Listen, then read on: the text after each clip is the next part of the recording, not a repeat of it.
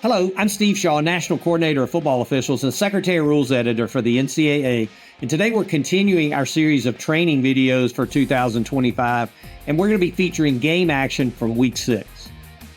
Now, as a reminder, don't forget to watch the Sport Radar video on the CFO site. It deals with integrity issues and gambling, and it's required viewing to be eligible for the postseason. So get that done this month in October. And this week, you may have seen the Division I Cabinet approved a proposal allowing student athletes to gamble on pro sports. Now it goes to the Division II and Division III for review and consideration, and it could go into effect if all approved by November 1st. But let's be clear, this is for student athletes and not for CFO football officials. Nothing changes in our policy for now.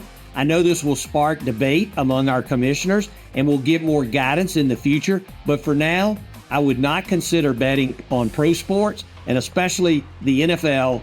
It's not allowed in our current policy. With that, let's get on into our video.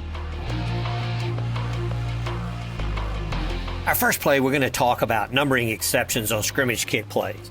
Now, as we look at the formation, the snapper is established, hands at or below the knee. He's actually touching the ball here, and the offense is in scrimmage kick formation. Now, we see both the right tackle and left tackle, they're going to shift out into the backfield, and two backfield players shift in to take their place. And as we go and take a look at the end zone view before the shift, the left tackle is number 69, so he's not a numbering exception, but the right tackle is number 88, and he is a numbering exception. Now, we know by rule that any and all linemen not numbered 50 to 79 who are ineligible receivers by position become exceptions to the numbering rule when the snapper is established. And all such numbering exception players must be on the line and may not be on the end of the line. Otherwise, Team A commits a foul for illegal formation. So as we watch again the shift, number 88 is in the backfield. He must be on the line, covered up. The ball is snapped, and so because of 88's position at the snap, Team A commits a foul for illegal formation. We must always stay alert when the kicking team begins to shift around after the snapper is established. Play 2 is a follow-up to last week's two-play vignette on what is not a horse collar tackle. Now, the quarterback, he takes a snap here. He's going to throw quickly out to the back, and number 9 of the defense is going to take the ball carrier down near the boundary, and we see the abrupt pull down from the back collar of the jersey, and we're going to get a flag from our headline judge for a horse collar tackle. And as we go back and take a look at this horse collar action, this is why the rule is in place, for player safety. This is a very dangerous position that the ball carrier is put in, and when we see this abrupt pull down with horse collar action, we need to make sure we get our marker out, make this call for player safety. Well done here. Play 3, the quarterback takes the snap. He throws out to the back, who does not make the catch. The ball is loose, and finally the defense is going to gain possession of the ball, and we're going to rule that it was a backward pass recovered by the defense. Now, as we go back and take a look to see if the pass was forward or backward, we see that the quarterback, he releases the pass just inside the 22, and the ball is first touched by the receiver almost the same spot, just inside the 22. So the pass appears to be dead flat, not really forward or backward. And we know that by rule, a pass is forward if the ball first strikes the ground, a player, an official, or anything else beyond the spot where the ball is released. All other passes are backward passes. So if it is dead flat, it's considered a backward pass.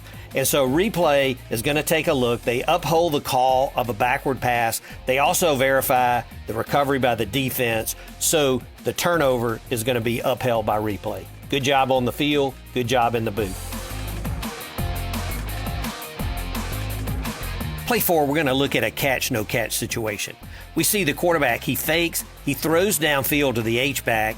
Now, the ball is out very quickly. The defense recovers, and they're going to return it back downfield. Now, the ruling on the field is catch, fumble, recovered by the defense. And as we look at the replays, we see number 89, he gains firm control of the ball with a body part down. He turns upfield, tucks the ball away, And we would consider that by definition an act common to the game, a football move, and that completes the catch. Then the defender is going to punch the ball out. This is an upright receiver that has completed the catch. So the ruling of fumble is the proper call here, and replay is going to uphold our ruling on the field. This is well done. Play 5, and we'll stay with our review of catch, no catch. We see the quarterback, he drops back, he throws the out route to the tight end. Now, number 81, he goes up, he gets the ball, he's going to come down. We see our officials come together, and they're going to rule catch by number 81 of the offense. Now, replay is going to stop the game for further review, and we see that 81 here, he's airborne, he gains firm control of the ball, he gets a body part down, actually 2 feet in bounds, but as he goes to the ground, the left elbow hits the turf and the ball immediately comes loose. Now, we know by rule, if a player goes to the ground in the act of catching a pass, with or without contact by an opponent, the player must maintain complete and continuous control of the ball throughout the process of contacting the ground, whether in the field of play or in the end zone. Now, this receiver was going to the ground. He did not maintain firm control when he hit the ground, so he did not complete the catch. So replay properly overturns this to an incomplete pass. Play 6 is a 2-play vignette to review defensive pass interference penalty enforcement. Now, our first play, late in the second quarter, the offense is snapping from the 19-yard line going in. The quarterback throws into the end zone, and the ball is intercepted by number 0 of the defense, and we see a flag fly as well, and he's going to return the ball back out to just past the 40. Now, the call by our field judge is for defensive pass interference, and to complicate matters, the clock expired in the second quarter. Now, we know if we have an accepted penalty by either team and the clock expires in the second or fourth quarter, we're going to extend that quarter, and that's what we have here. And also, our penalty enforcement rules state that no distance penalty shall exceed half the distance from the enforcement spot to the goal line. But defensive pass interference is an exception here, and since the ball was snapped at the 19, we're going to go the full 15 yards here to the 4-yard line, and it's going to be first and goal for the offense at that point. As we also know, no defensive pass interference penalty that's enforced from outside the 2-yard line may place the ball inside the 2-yard line, with the exception of our second play in the vignette, and that is on the try. So we see that we're starting the try from the 3. There's defensive pass interference in the end zone. So this penalty will be enforced half the distance from the 3 to the 1.5, and the offense will retry from that point. Play 7, we see the quarterback, he scrambles about, and as he tries to escape, he's going to go down. The ball comes out. Defender number 22, he's going to recover, and he runs it back for a touchdown. And we let it play out on the field. And when in doubt, that's the correct thing to do. But replay is going to come in and take a look to see if the runner was down. And during the review, we see a couple of times that the quarterback is close to being down. And in the first instance, and it's important to note by rule, when any part of the ball carrier's body except the hand or foot touches the ground, he's down. And we know in our officiating standards, it goes on to say that the wrist is a part of the hand and the ankle is a part of the foot in conjunction with determining if a player is down or not. So in the first instance here, we can see that the quarterback's wrist touches the ground, but that's not enough to put the ball carrier down with that view. But in the second instance, it's clear the elbow and forearm is down before the quarterback lost control of the ball. So replay is going to overturn this to the runner down, but only with the second view. And let's remember that the wrist is part of the hand and the ankle is part of the foot in determining a ball carrier down. Our last play is going to be another 2-play vignette, this on targeting with the crown of the helmet. Now, in the first play, we see the quarterback, he drops back, he's under pressure, he scrambles out, we see a tug on the face mask, and then he's hit hard by number 31 of the defense. And we're going to get a flag for a face mask and for targeting.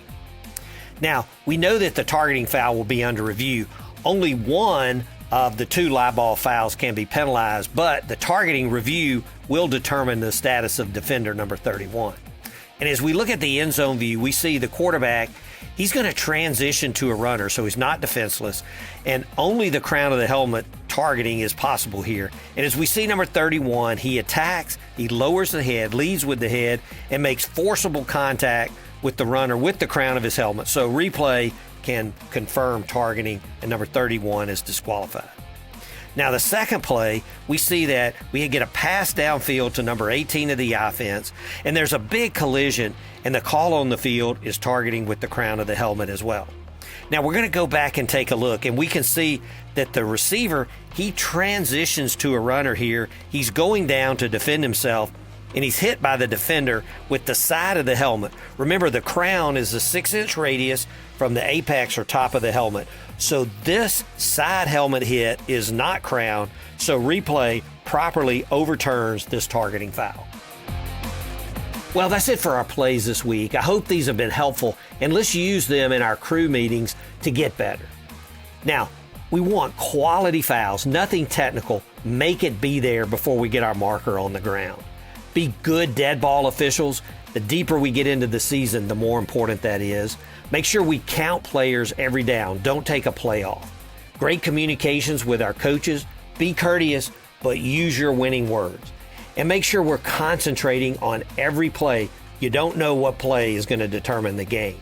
Make sure we display our integrity, courage, and poise, always required by great officials. And finally, let's keep hustling. Best of luck.